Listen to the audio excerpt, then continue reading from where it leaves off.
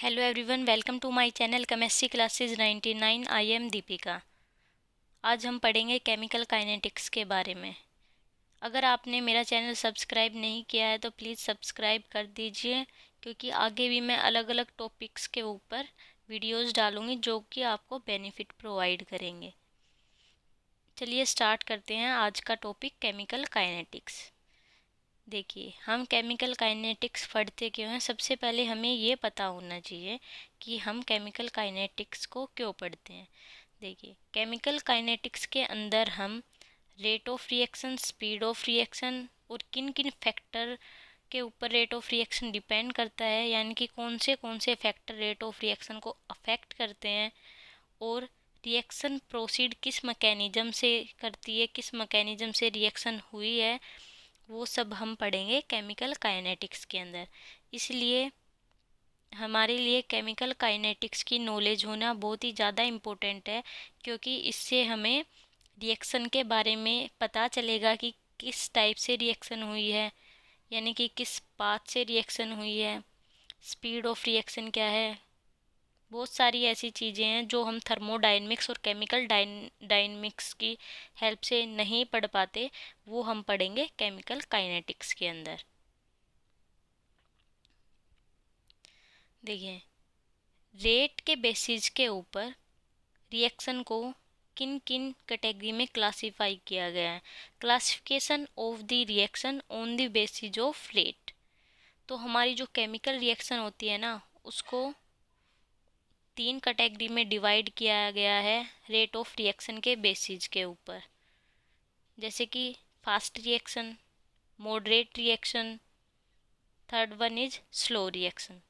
सबसे पहले हम देखेंगे कि फास्ट रिएक्शन क्या होती है। फास्ट रिएक्शन वो रिएक्शन होती है जो कि बहुत ही रैपिडली कंप्लीट हो जाती है और इंस्टेंटेनियसली कंप्लीट हो जाती है, यानी कि उसको कंप्लीट होने के लिए कुछ ही सेकंड का टाइम लगता है। वो रिएक्शन आएंगी फास्ट रिएक्शन की कैटेगरी के अंदर। जनरली आयनिक जो रिएक्शन होती है वो फास्ट रिएक्शन होती है, यानी कि फास्ट रिएक्शन का एग्जाम्पल हो गया आयनिक रिएक्शंस। एग्जाम्पल देखते हैं। देखिए, सबसे पहला एग्जाम्पल हो गया, जब हम सिल्वर नाइट्रेट को सोडियम क्लोराइड के साथ रिएक्ट करवाएंगे एक्वस सॉल्यूशन के अंदर, तो क्या होगा, हमारा सिल्वर क्लोराइड के पीपीटी बन जाएंगे और सोडियम नाइट्रेट एक्वस सॉल्यूशन में रह जाएगा, यानी कि AgCl सिल्वर क्लोराइड और सोडियम नाइट्रेट की फॉर्मेशन हो जाएगी। ये हमारी फास्ट रिएक्शन का एग्जाम्पल है। सेकेंड एग्जाम्पल फास्ट रिएक्शन का है, जब हम बेरियम क्लोराइड को सल्फ्यूरिक एसिड के साथ रिएक्ट करवाएंगे तो बेरियम सल्फेट और हाइड्रोक्लोरिक एसिड की फॉर्मेशन हो जाएगी। ये भी हमारा एज ए पीपीटी बनेगा, बेरियम सल्फेट जो होगा। थर्ड एग्जाम्पल है फास्ट रिएक्शन का, वो है जब हम सोडियम हाइड्रोक्साइड को रिएक्ट करवाएंगे HCl के साथ में, तो हमारा सोडियम क्लोराइड और वाटर की फॉर्मेशन हो जाएगी। ये भी हमारा फास्ट रिएक्शन का एग्जाम्पल है। चलिए अब देखते हैं सेकंड कैटेगरी में कौन सी रिएक्शन आती है। सेकंड हमारा हो गया मॉडरेट रिएक्शन। तो देखते हैं कि मॉडरेट रिएक्शन किसे बोलेंगे।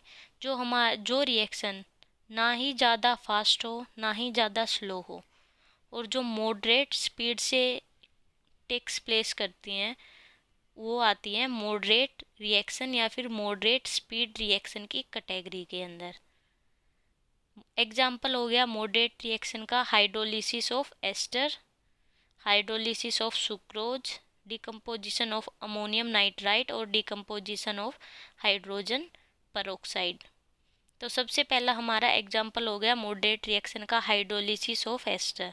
इसके अंदर हमने एग्जाम्पल ले लिया, जैसे कि हमारे पास इथाइल एसीटेट है। इस इथाइल एसीटेट का जब हम एसिडिक हाइड्रोलिसिस करेंगे तो ये ब्रेक डाउन हो जाएगा एसिटिक एसिड के अंदर और इथाइल अल्कोहल के अंदर। तो हाइड्रोलिसिस ऑफ एस्टर जो है वो मॉडरेट रिएक्शन का एग्जाम्पल है। सेकंड हमारा एग्जाम्पल है मॉडरेट रिएक्शन का हाइड्रोलिसिस ऑफ सुक्रोज। सुक्रोज के अंदर क्या होता है, जब हम सुक्रोज का एसिडिक हाइड्रोलिसिस करते हैं तो हमारे पास ग्लूकोज और फ्रुक्टोज की फॉर्मेशन होती है। थर्ड एग्जाम्पल है मॉडरेट रिएक्शन का, डिकम्पोजिशन ऑफ अमोनियम नाइट्राइट। तो इसके अंदर क्या होता है, जो हमारा अमोनियम नाइट्राइट होता है, जब हम इसको हीट करते हैं तो ये डिकम्पोज हो जाता है वाटर और नाइट्रोजन के अंदर। ये भी हमारा मॉडरेट रिएक्शन का एग्जाम्पल है। फोर्थ एग्जाम्पल है मॉडरेट रिएक्शन का, डिकम्पोजिशन ऑफ हाइड्रोजन परऑक्साइड। यानी कि जो हमारा हाइड्रोजन परऑक्साइड, जो जैसे कि ये हमारा ऑक्सीडाइजिंग एजेंट भी होता है, तो जो हमारा हाइड्रोजन परऑक्साइड है, जब इसका डिकम्पोजिशन होगा तो ये वाटर और नेसेंट ऑक्सीजन में ब्रेक डाउन हो जाएगा इसका। तो ये सभी हमारे हो गए मॉडरेट रिएक्शन के एग्जाम्पल्स। और हम केमिकल काइनेटिक्स के अंदर मोस्ट ऑफ द रिएक्शन जो पढ़ते हैं वो मॉडरेट रिएक्शन को ही हम एग्जामिन करते हैं। थर्ड जो कैटेगरी की रिएक्शन थी हमारी वो थी स्लो रिएक्शंस। स्लो रिएक्शंस कौन सी होती हैं? देखिए, जो स्लो रिएक्शंस की कैटेगरी में आती हैं उनको कंप्लीट होने के लिए बहुत ज़्यादा टाइम लगता है। डेज, मंथ और ईयर्स कितने भी लग जाते हैं, वो बहुत ही ज़्यादा स्लो होती हैं। उनको कंप्लीट होने के लिए बहुत ज़्यादा टाइम लगता है, इसलिए हम उनको बोलते हैं वेरी स्लो रिएक्शन या फिर स्लो रिएक्शंस। एग्जाम्पल हो गया rusting of iron, setting of cement. देखिए, देखा होगा आपने अपने घर पे लोहे की कोई चीज़ है, तो अगर हम उसको बाहर रख दें, बारिश के मौसम में बाहर रख दी हो, तो उसके वो डायरेक्ट एयर और मॉइस्चर के कांटेक्ट में जब भी आयरन आएगा तो उसके ऊपर रेड ब्राउनिश कवरिंग हो जाएगी आयरन फेरिक ऑक्साइड की, जिसको हम डस्ट बोलते हैं। तो ये जो हमारी होती है ये बहुत ही कॉमन है, फेमिलियर एग्जाम्पल है, इससे हर कोई फेमिलियर है। तो ये भी किस कैटेगरी के अंदर आता है? स्लो रिएक्शन की कैटेगरी के अंदर आता है। Thank you so much for watching my video. Next video में हम पढ़ेंगे rate of reaction and its unit. अगर आपको मेरी वीडियो पसंद आई हो तो प्लीज़ लाइक कीजिए, शेयर कीजिए और सब्सक्राइब कीजिए। Thank you so much.